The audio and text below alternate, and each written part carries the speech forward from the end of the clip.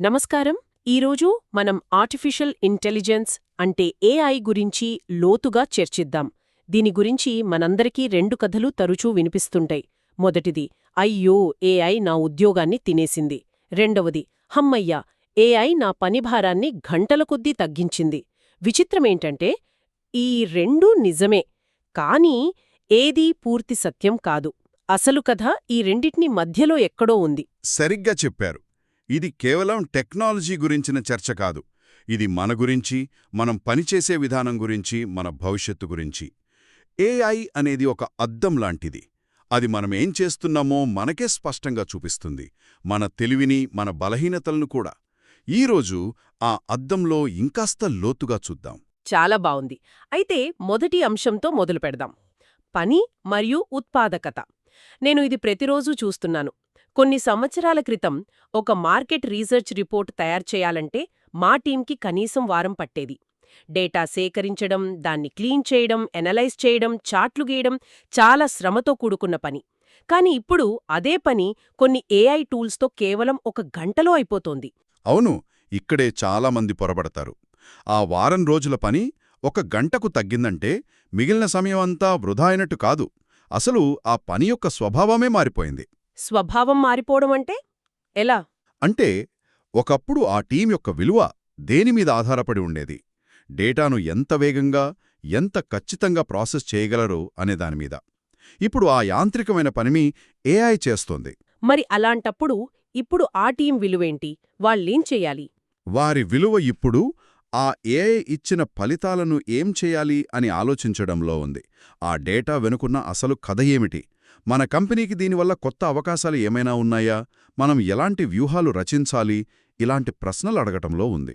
ఒకప్పుడు శ్రమతో నిండిన 90% సమయం ఇప్పుడు ఆలోచనకు, సృజనాత్మకతకు, వ్యూహరచనకు దొరుకుతోంది. చూడండి, ఏఐ మన పనిని తీసుకోలేదు, పనిలోని బోరింగ్ భాగాన్ని తీసుకుంది. ఇది చాలా ఆసక్తికరంగా ఉంది. అంటే ఉత్పాదకత అంటే ఎక్కువ గంటలు పనిచేయడం కాదు, తక్కువ సమయంలో ఎక్కువ విలువను సృష్టించడం. ఆ మిగిలిన సమయాన్ని ఏఐ చేయలేని పనులకు కేటాయించడం. అంటే ఆలోచించడం, ప్రశ్నించడం, కొత్త ఐడియాలివ్వడం వంటి వాటికి. ఖచ్చితంగా. నిజానికి ఏఐ అనేది ఒకటే కాదు.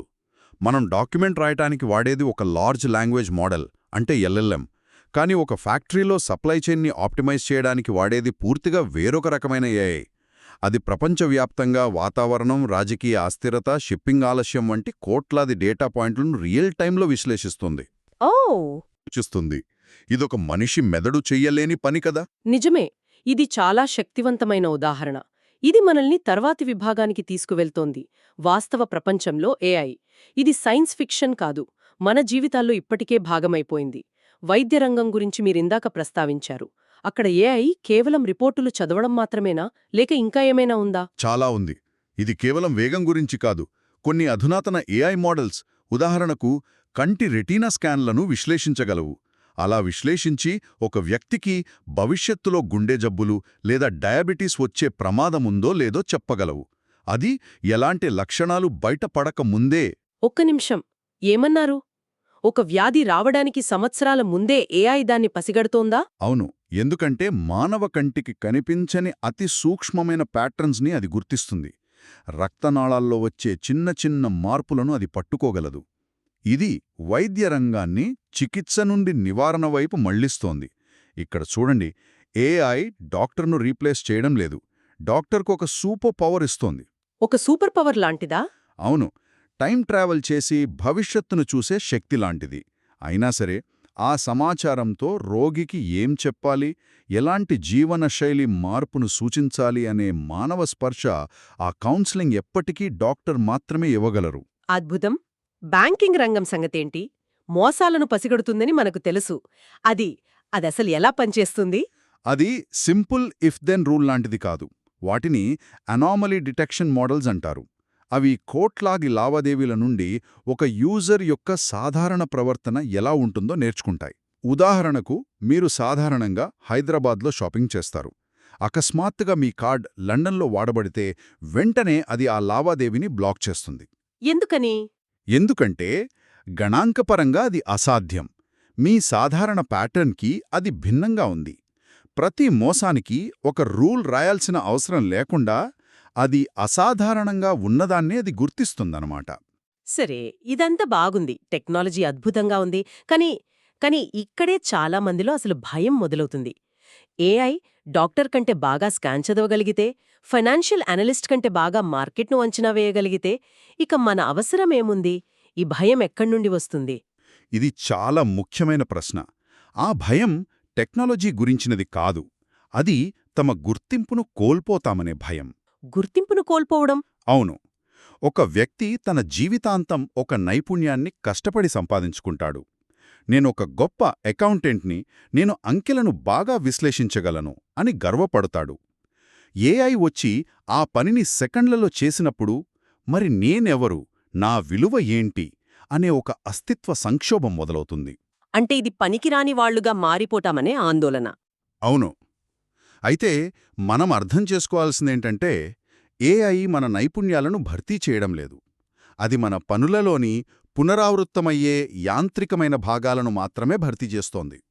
ఒకప్పుడు కంప్యూటర్లు వచ్చినప్పుడు చేతితో లెక్కలు వేసే ఉద్యోగాలు పోయాయి, కరెక్టే. కానీ స్ప్రెడ్షీట్లను ఉపయోగించి ఫైనాన్షియల్ మోడలింగ్ చేసే కొత్త ఉద్యోగాలొచ్చాయి కదా. ఇప్పుడు కూడా అదే జరుగుతోంది. ఏఐ మనలోని సృజనాత్మకతను, విమర్శనాత్మక ఆలోచనను, సానుభూతిని, నైతికతను భర్తీ చెయ్యలేదు. కాని ఇక్కడే నాకొక సందేహం వస్తోంది. మీరు నైతికత, సానుభూతి అన్నారు. కొన్నిసార్లు మానవ నిర్ణయాలలో పక్షపాతముంటుంది కదా. ఉదాహరణకు, ఉద్యోగ నియామకాల్లో ఒక మేనేజర్ తనకు తెలియకుండానే తనలాంటి వాళ్లకే ప్రాధాన్యత ఇవ్వొచ్చు. నిజమే. అలాంటి చోట ఎలాంటి భావోద్వేగాలు లేని ఏఐ నిష్పక్షపాతంగా నిర్ణయం తీసుకోగలదు కదా. అప్పుడు దానిలో సానుభూతి లేకపోవడం ఒక లోపం కాదు, ఒక బలమవుతుంది కదా. ఇది చాలా క్లిష్టమైన పాయింట్. మీరు చెప్పింది ఒక రకంగా నిజమే. సరిగ్గా శిక్షణ ఇస్తే కొన్ని రకాల పక్షపాతాలను తొలగించడంలో ఏఐ మనకంటే మెరుగ్గా పనిచేయగలదు. కానీ దానికి బ్లాక్ బాక్స్ అనే ఒక పెద్ద సమస్య ఉంది. బ్లాక్ బాక్స్ అంటే కొన్నిసార్లు ఒక ఏఐ మోడల్ ఒక నిర్ణయానికి ఎందుకొచ్చిందో మనక్కూడా పూర్తిగా అర్థం కాదు. అది ఏ డేటా పాయింట్స్కి ఎక్కువ ప్రాధాన్యత ఇచ్చిందో చెప్పడం చాలా కష్టం. ఒక మనిషిని మనం ఎందుకు ఈ నిర్ణయం తీసుకున్నాం అని అడగవచ్చు, అతను వివరణిస్తాడు. కాని ఏఐని అడగలేం. ఇక్కడే జవాబుదారీతనం అనే పెద్ద ప్రశ్న తలెత్తుంది. ఏఐ వల్ల పొరపాటు జరిగితే బాధ్యత ఎవరిది? ప్రోగ్రామర్దా, కంపెనీదా, యూజర్దా? అంటే మన మార్గదర్శకత్వం లేకుండా అది ఎంత తెలివైనదైనా ప్రమాదకరమైనది కావచ్చు. ఇది మనల్ని భవిష్యత్తు ఉద్యోగాల దగ్గరకు తీసుకొస్తుంది. ఉద్యోగాల పోలేదు, వాటి స్వరూపం మారింది అంటున్నారు. మరి భవిష్యత్తులో ఒక ఉద్యోగికి ఉండాల్సిన అతి ముఖ్యమైన నైపుణ్యం ఏంటి? భవిష్యత్తు నైపుణ్యమంటే ఏఐతో కలిసి పనిచేయగలగడం. దీన్నే కొలాబరేటివ్ ఇంటెలిజెన్స్ అంటారు. ఏఐని ఒక పోటీదారుగా కాకుండా ఒక శక్తివంతమైన సహోద్యోగిగా చూడాలి. ఒక ఉదాహరణ చెప్తాను. ఒక ఆర్కిటెక్ట్ ఒక భవనం డిజైన్ చేస్తున్నారనుకుందాం. ఓకే. ఆ ఆర్కిటెక్ట్ ఏఐకి కొన్ని కమాండ్స్ ఇవ్వచ్చు. ఉదాహరణకి, నాకు పర్యావరణహితమైన మెటీరియల్స్తో 10 అంతస్తుల భవనం కావాలి, ప్రతి ఫ్లాట్కి ఉదయం పూట గరిష్టంగా సూర్యరశ్మి తగలాలి, కాని మధ్యాహ్నం హిడిడి తగలకూడదు, బడ్జెట్ ఇంతకు మించకూడదు. చాలా నిర్దిష్టమైన ఆదేశాలు. అవును. ఈ కమాండ్స్ ఆధారంగా ఏఐ కొన్ని నిమిషాల్లో 100ల కొద్దీ డిజైన్ వేరియేషన్స్ తయారుచేసిస్తుంది. ఒకప్పుడు ఇలాంటివి గీయడానికి నెలలు పట్టేది. ఇప్పుడు ఆ ఆర్కిటెక్ట్ పనేంటి? ఆ 100 డిజైన్లలో ఏది ఉత్తమమైనదో, ఏది మనుషుల జీవనానికి అనువుగా ఉంటుందో, ఏది కళాత్మకంగా ఉందో ఎంచుకోవడం. ఆయన పని శ్రమ నుండి సృజనకు మారింది. అంటే సరైన ప్రశ్నలు అడగటం, సరైన లక్ష్యాలను నిర్దేశించటం, ఏఐ ఇచ్చిన ఆప్షన్స్లో విచక్షణతో ఉత్తమమైనదాన్ని ఎంచుకోవడం, ఇవే భవిష్యత్తు నైపుణ్యాలన్నమాట. ఒక్క మానవుడు సరైన ఏఐ సాధనాలతో 10 మంది చేసే పనిని నాణ్యత తగ్గకుండా చేయగలడు అనేది నిజమేనంటారా? ఖచ్చితంగా. అయితే ఇక్కడొక చాలా ముఖ్యమైన షరతుంది. ఆ వ్యక్తి మానవుడుగా మిగిలినంత కాలమే ఇది సాధ్యం. మనం మన ప్రత్యేకతను కాపాడుకోవాలి. మానవుడిగా మిగిలినంత కాలం అంటే? ఏఐ సలహాలివ్వగలదు, డేటాను విశ్లేషించగలదు. కానీ అది మనలా శ్రద్ధ చూపలేదు. దానికొక ప్రాజెక్ట్ పట్ల మనకున్నంత మక్కువ, ప్యాషన్ ఉండదు. దానికి పశ్చాత్తాపం ఉండదు. అది చేసిన తప్పుకు బాధ్యతను మోయలేదు. ఆ భారం ఎప్పటికీ మనదే. నిజమే. మొన్న నేను సరదాగా ఒక ఏఐకి నా స్నేహితుడి పుట్టినరోజుకి ఒక మంచి కవిత రాయమని అడిగాను. అది వ్యాకరణ దోషాలు లేకుండా చాలా మంచి పదాలతో ఒక కవిత ఇచ్చింది. కాని అందులో ఆత్మలేదు. నా స్నేహితుడితో నాకున్న జ్ఞాపకాలు, మా మధ్య ఉన్న అనుబంధం అందులో అస్సలు ప్రతిఫలించలేదు. అప్పుడర్థమైంది నాకు, ఏఐ కమ్యూనికేట్ చేయగలదు, కాని కనెక్ట్ అవ్వలేదు. చాలా చక్కగా చెప్పారు. అదే అసలు విషయం. ఏఐ మానవత్వాన్ని భర్తీ చేయడం లేదు. అది మన మానవత్వాన్ని పరీక్షిస్తోంది. మనకు లభించిన ఈ అపారమైన శక్తిని ఎంత వివేకంగా, ఎంత నైతికంగా ఉపయోగిస్తామనేది ఈ పరీక్ష.